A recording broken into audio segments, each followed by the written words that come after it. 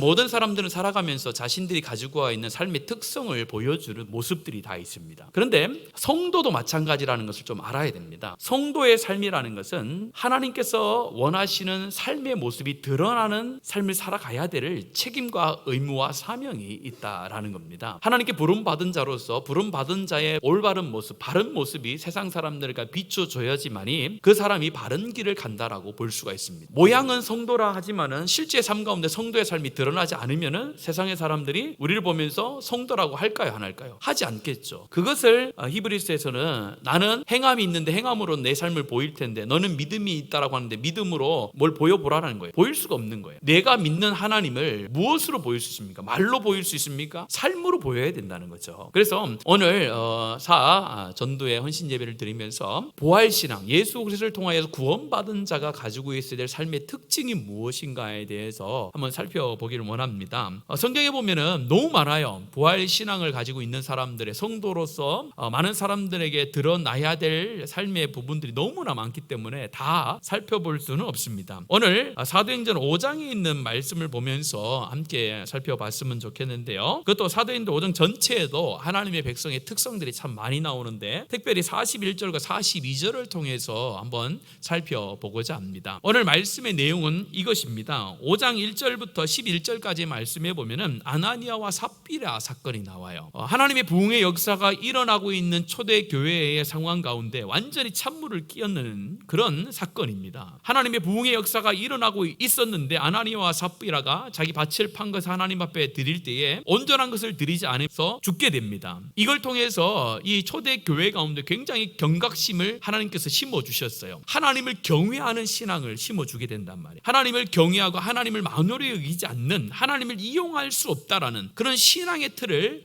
마련해 주십니다. 그 다음에 오늘 12절의 말씀에 보면은 이렇게 기록되어 있는데요. 사도들의 손을 통하여 민간의 표적과 기사가 많이 일어나매 믿는 사람이 다 마음을 같이하여 솔로몬 행각에 모이고, 무엇이 많이 일어났다고요? 표적과 기사가 막 일어납니다. 하나님께서 성령의 기름을 부어주셨을 때에 믿는 자들, 특별히 제자들을 통해서 초대 교회 가운데 수많은 기적과 표적들이 막 일어나기 시작하는 거예요. 오늘 말씀해 보면은 15절과 16절 읽진 않았지만 한번 같이 한번 볼 수 있을까요? 15절과 16절 같이 한번 읽겠습니다. 시작. 심지어 병든 사람을 메고 거리에 나가 침대와 요 위에 누이고 베드로가 지날 때에 혹 그의 그림자라도 누구에게 덮일까 바라고 예루살렘의 부근에 수많은 사람들도 모여 병든 사람과 더러운 귀신에게 괴로움 받는 사람을 데리고 와서 다 나음을 얻으니라. 하나님의 성도로서 살아갈 때에 이런 표적과 기사도 반드시 일어나는 줄로 믿습니다. 하나님께서 이 초대 교회 가운데 하나님을 아버지로 모시고 예수 그리스도를 주로 고백하며 성령의 충만함을 받은 사도들과 제자들 가운데 보여주셨던 놀라운 기적과 표적의 역사들이 반드시 있습니다. 그것이 성도들 가운데도 나타나야 되고 교회 가운데도 반드시 나타나야 될 모습이라는 겁니다. 그것을 우리 교회가 사모하기를 바랍니다. 왜냐하면 하나님의 역사 가운데는 하나님의 역사를 이루어가는 데 있어서 표적이라는 게 있거든요. 표적이라는 것은 단순히 기적을 말하는 게 아니에요. 그 행동과 그 역사를 통해서, 그 기적을 통해서 누가 드러나는 것입니까? 그리스도가 드러나야 되는 기적이 나타난다는 거예요. 우리는 기대해야 됩니다. 하나님의 기적과 표적과 역사를 기대해야 돼요. 그런데 단순히 기적을 기대하는 것은 의미가 없어요. 그 기적을 통하여서 누가 드러나는 겁니까? 예수 그리스도가 드러나는 기적이 우리 교회한테 넘쳐날 수 있도록 기대하시고 기도하시기를 바랍니다.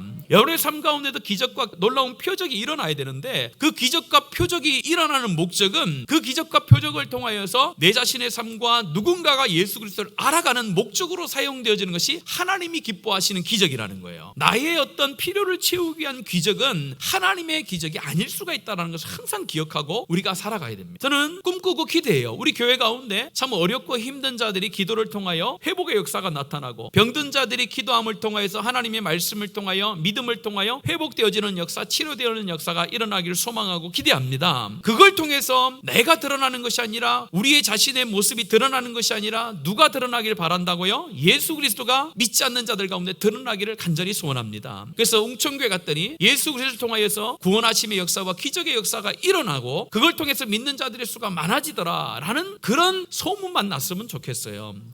어떤 사람의 능력이 있더라, 어떤 사람이 했더니 어떻게 나타나더라, 사람의 소문과 사람의 냄새가 다 사라지고 오직 그리스도만 드러나는 그런 표적과 기사들이 교회 가운데 충만하기를 간절히 소원합니다. 오늘 그런 기적과 놀라운 표적이 일어나니까 나옵니까? 오늘 말씀해 보면요, 그 사람들을 굉장히 싫어하는 사람들이 나옵니다. 17절에 한번 볼까요? 17절입니다. 시작. 대선과 그와 함께 있는 사람 즉 사두개인의 당파가 다 마음에 시기가 가득하여 일어나서 18절 같이 읽습니다. 사도들을 잡아다가 옥에 가두었다. 대제사장과 사두개인 당파가 마음에 뭐가 가득했다고요? 시기가 가득했다라는 거예요. 이 제자들과 또 기적들이 일어나는 그런 상황들을 보면서 대제사장들과 사두개파들이 굉장히 시기심이 많이 일어난 거예요. 그래서 그들을 어디에 가둡니까? 옥에 가두었다라는 거예요. 참 이해가 되지 않죠. 오늘 제자들이 사람을 어떻게 이용해서 어떤 다른 사람에게 피해를 준 그런 일을 했다든지, 아니면은 어떤 시대적으로 사람들을 규합해서 현 정권에 뭐 이렇게 반기를 들었다든지, 그렇게 하면은 유대인의 지도자들로서 그 유대인들의 삶에 대해서 개입을 하고 그들에게 핍박을 주고 옥에 가둘 수 있어요. 근데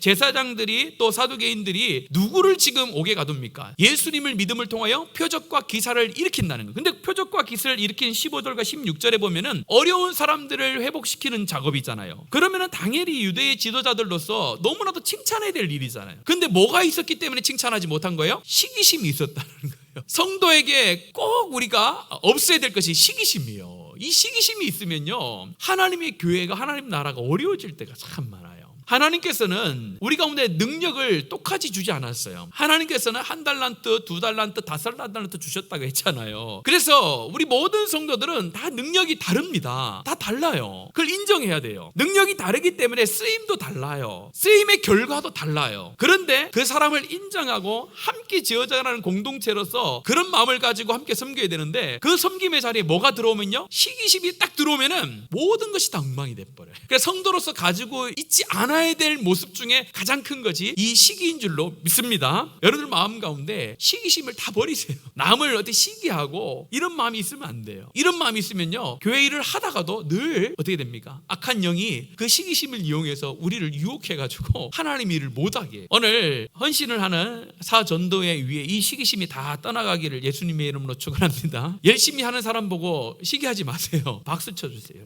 열심히 하는 사람 왜 저렇게 하노? 이렇게 하면 안 되고, 잘한다 이렇게 해주셔야 돼요. 서로 시기심이 없고 서로 잘한다 해줘야 돼요. 그러면서 이 사람들이 옥에 가두었는데 하나님께서 옥에서 나오게 하세요. 나오게 가지고 다시 하나님의 말씀을 전하는 거예요. 전하니까 이거 웬일이야 하면서 다시 잡아오라고 해요. 다시 잡아와서 이제 또 합니다. 너희들 내가 풀어줄 테니까 다시는 가서 이 예수를 전하지 말라고 이야기를 해요. 그랬더니 제자들이 뭐라고 합니까? 내가 하나님의 말씀을 듣는 것이 더 중요하지 당신의 말씀을 듣는 것이 더 중요합니까? 이렇게 아주 담대하게 이야기를 합니다. 그러면서 33절에 보면은요, 그들이 듣고 크게 노하여 사도들 없이 하고 잘세. 그렇게 이야기를 하니까 그들이 이제 더 크게 노했다는 거예요. 시기심으로부터 시작했던 그 노가 이제는 완전히 극에 달아서 사도들을 없이 하고자 한다는 무엇입니까? 옥에 가두는 정도가 아니죠. 죽이고자 했다는 거예요. 죽이고자 할 때에 가말리아라는 사람이 나와서 이렇게 얘기합니다. 조심하자.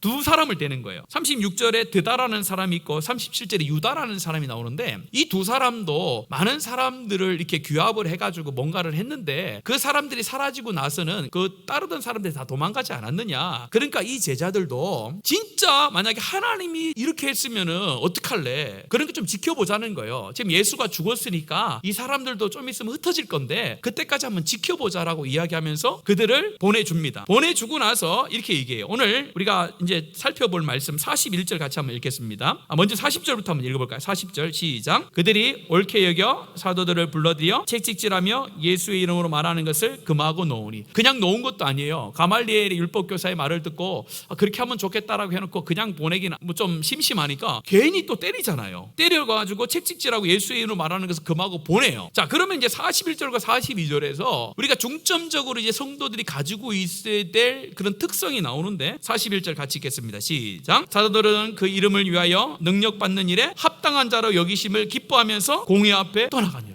오늘 이 말씀을 보니까 이 사도들이 떠나가는데 그 떠나가는 모습을 보면서 이렇게 얘기하는 거예요. 그 이름을 위하여, 누구의 이름을 위하여? 예수의 이름을 위하여 능력받는 일에 합당한 합당하신 자로 여김을 받은 것을 기뻐하면서 떠나갔다라고 하는 거예요. 이런 모습이 우리 성도들 가운데 특성으로 나타나기를 간절히 원합니다. 고난받는 것을 뭐로 여겼다는 거예요? 기쁨으로 여겼다라고 말씀을 하는 거예요. 그런데 여기에서 단순히 고난받는 것을 기쁨으로 여겼다는 표현이 아니에요. 고난받는 것을 기쁨으로 여기면요, 좀 정신이 이상한 사람이에요. 안 그래요? 여러분들 고난받는데 기뻐할 수 있습니까? 아무도 없어요. 여러분들 지금 여기 예배를 마치고 지나가는데 로비를 지나서 앞마당에다가 거기다가 숯불을 다 피워놨어요. 그 길을 걸어가지고 집에 가라고 하면 여러분들 숯불을 이러 가면서 고난받는 것이 참 즐겁다 이렇게 가요? 아니요. 발이 타서 죽을 것 같죠. 고난받는 것이 즐겁다라고 말씀한 게 아니에요. 오늘 자세히 보시면요, 뭐라고 이야기합니까? 능력받는 일에 합당한 자로 뭐 하신 것을요? 그렇죠. 여기심을 받은 것이 기뻐했다는 거예요. 감옥이냐 감옥이 아니냐, 핍박이냐 핍박이 아니냐의 문제가 아니라 내가 하나님 예수 그리스도 때문에 고난받는 자리에 가는 것이 내게 큰 기쁨이 됐다라는 거예요. 고난받는 자체는 고난이에요. 고난이 기쁨이 될 수는 없어요. 그런데 내가 고난받을 자격이 없는데 예수 그리스도 때문에 고난받는 자로 여기심을 여겨주신 것에 대해 너무 감사하다는 거예요. 그런 믿음과 그런 삶의 태도들이 우리 가운데 있게 되어지기를 간절히 원합니다. 여러분들, 고난받는 것이 기쁜 일이 아니라 고난받을 수 없는 자가 예수 그리스도로 인하여 그리스도 때문에 내가 고난받는 자로 하나님이 여겨주셨다라는 것, 그것이 나에게 엄청난 기쁨이 되는 거예요. 우리 예배를 예를 들면요, 예배할 수 없는 자를 예배자로 불러서 예배당에 앉게 하신 하나님 앞에 감사와 찬송을 드려야 될 줄로 믿습니다. 예배 가운데 하나님께서 나에게 필요한 걸 뭔가를 주셔서 내가 감사함으로 예배 가운데 나오는 것이 아니라 예배자로 불러주시고 예배할 수 없는 자로 예배할 수 있는 자격을 주신 것에 대해서 감사할 수 있는 사람이 진정한 감사를 드리는 사람이에요. 뭔가를 내가 얻어서 감사하는 것은요, 그건 변할 수 있어요. 그러나 하나님께서 나를 불러주신 것, 하나님께서 나를 인정해 주신 것에 대해 감사하는 것이 진정한 감사입니다. 오늘 이 제자들이 기뻐했다는 것은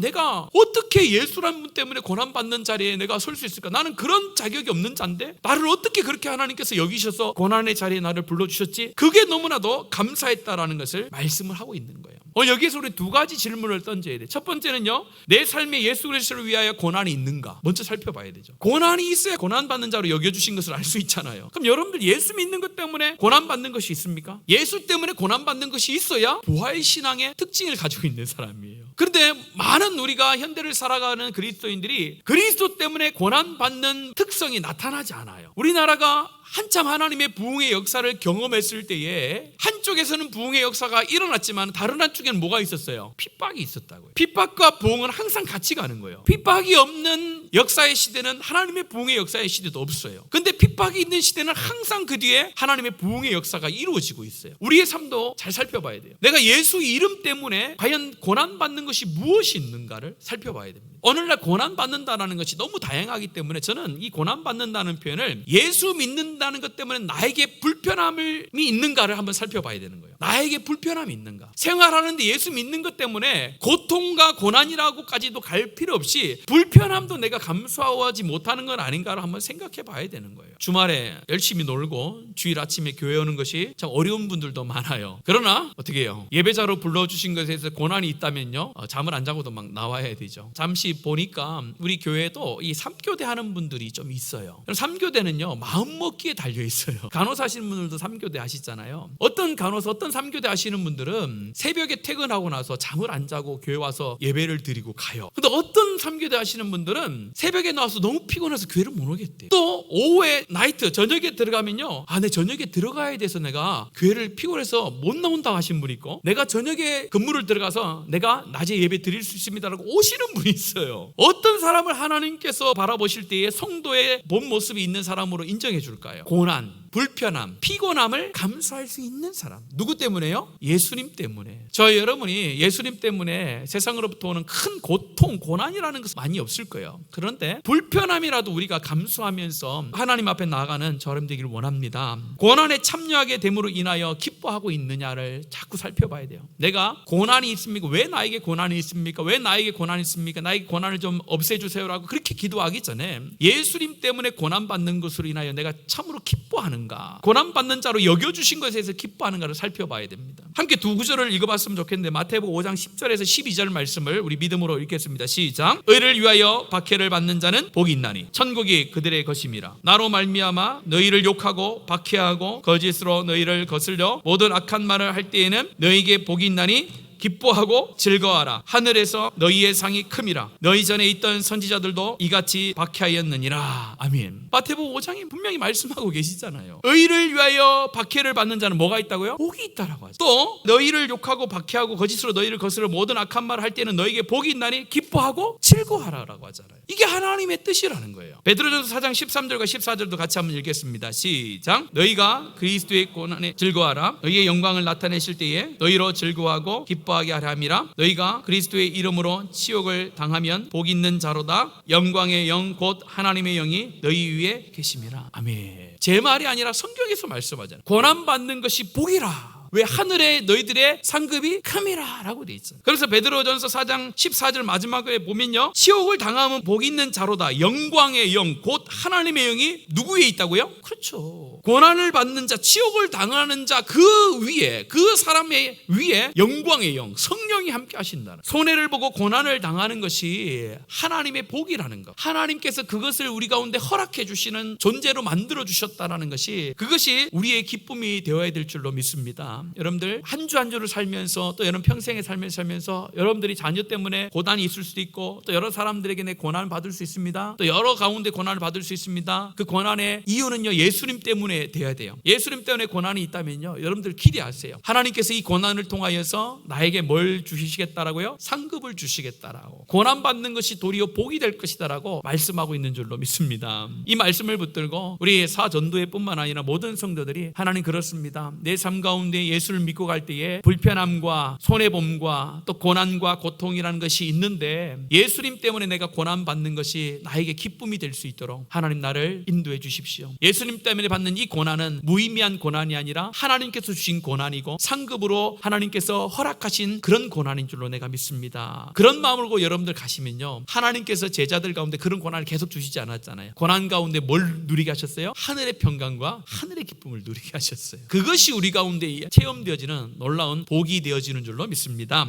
두 번째, 마지막으로 살펴볼 것은요, 42절 말씀 같이 한번 읽어볼까요? 시작. 그들이 날마다 성전에 있든지 집에 있든지 예수는 그리스도라고 가르치기와 전도하기를 그치지 아니하니라. 이 두 번째 성도로서 가지고 있어야 될 특징이 42절에 보면은 나오는데요, 모든 삶의 방향이 예수께로 고정이 되어 있어야 되는데, 오늘 42절의 이 말씀을 우리가 잘 아는 육하 원칙에 따라서 제가 한번 분류를 한번 해볼게요. 누가라고 할 때에 그들이, 누가요? 사도들이 라는 말은 성도가라는 말이에요. 언제는요? 날마다라고 표현할 수 있어요. 어디서? 성전에서나 집에서나. 무엇을요? 예수께서 그리스도, 예수가 메시아다라는 것을 어떻게요? 고난받는 자로 합당히 여겨주심에 대한 기쁨으로 가르치는 것과 전도하는 것. 왜요? 예수 그리스도를 위해 고난받는 자로 하나님 선택해 주셨기 때문에. 그러니까 42절에 있는 이 말씀은 우리의 전 삶의 방향이 예수님을 증거하고 전하는 일에 온전히 집중됐다는 것을 말씀합니다. 처음부터 한번 자세히 한번 살펴보면요, 누가 하나님 나라를 위해서 전도하는 자가 되느냐? 바로 내가 돼야 된다는 거예요. 우리가 성경을 보면서